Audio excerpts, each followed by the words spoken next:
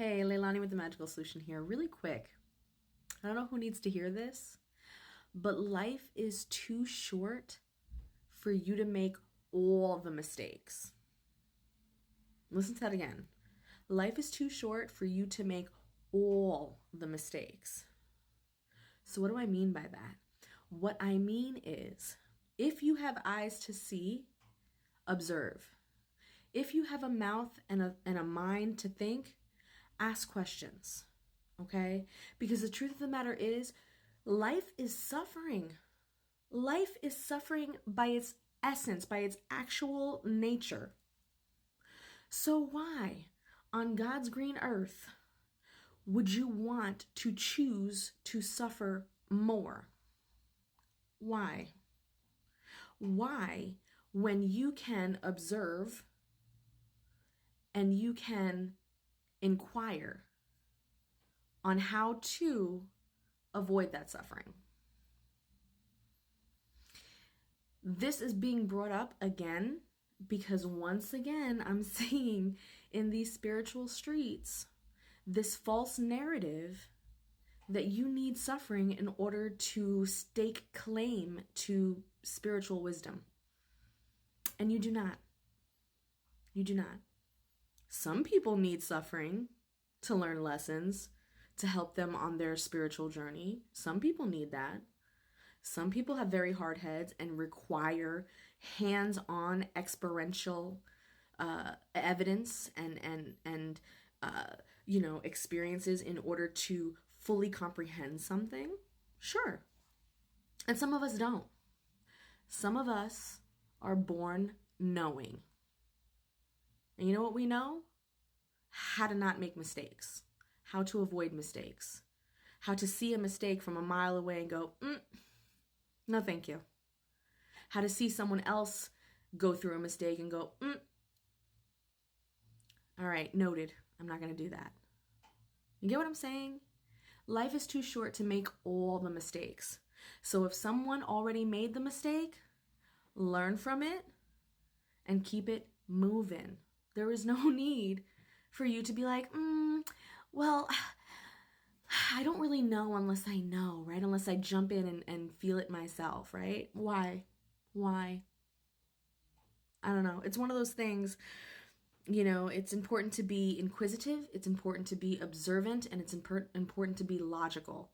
All of these things, as you move through life and are guided by your spirit, will allow you to avoid mistakes that will inevitably set you back and avoid suffering that will only teach you something that you may have already known.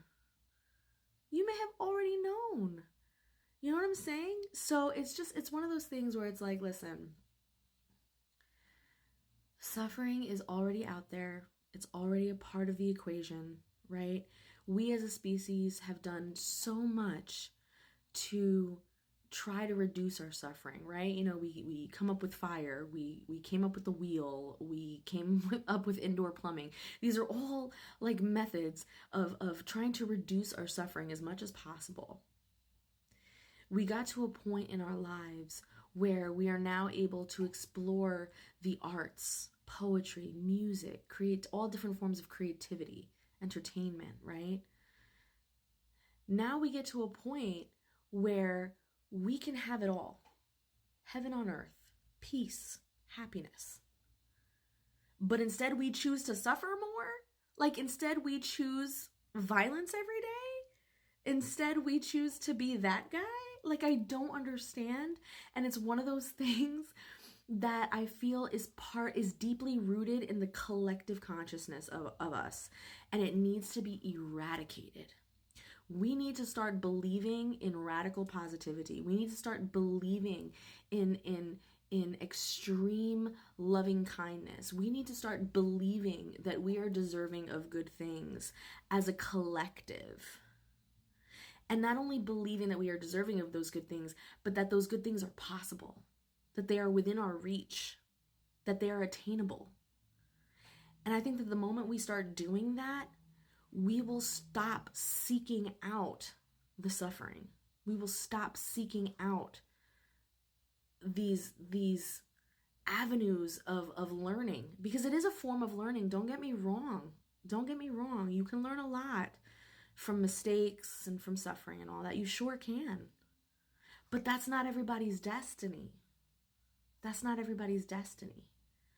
And let's not claim something that doesn't really belong to us. You get what I'm saying? Anyway, that's all I wanted to say. I'm off my soapbox. I'm off my pedestal. I I just got like so fed up with hearing this conversation of like, oh well, I suffered, so therefore they must suffer.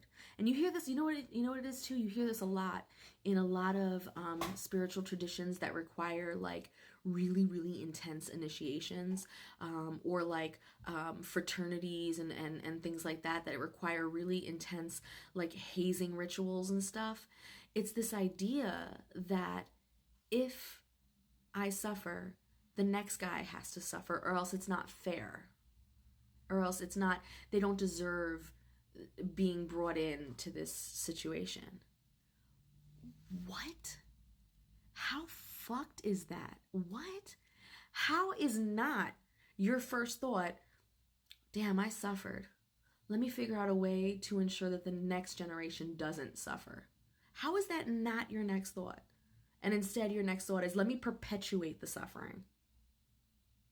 You have no business being in the spiritual. You have no business being in this game if that's the way you think. No business at all.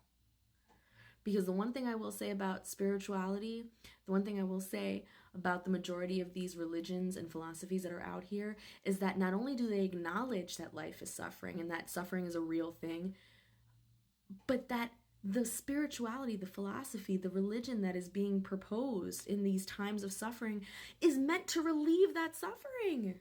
It's not meant to perpetuate it. So it's like, where did y'all go wrong? What happened? You know what I'm saying? And I think that is definitely like some trauma. That's some deep-seated collective trauma. And we have bonded over that trauma. And now we, as a collective, believe that there is nothing other than that trauma. And that's so sad. That is so sad. And I hope and I pray that we evolve out of this frame of thinking. I really do. Because you don't need to suffer to understand God. You don't need to suffer to have wisdom. You don't need to suffer to be enlightened. You don't need to suffer to elevate and ascend. You don't. And if you come from a lifestyle where you did suffer a lot and that suffering was perpetuated, my heart goes out to you. And I hope that you see that suffering and you see what you went through and you stop it with you.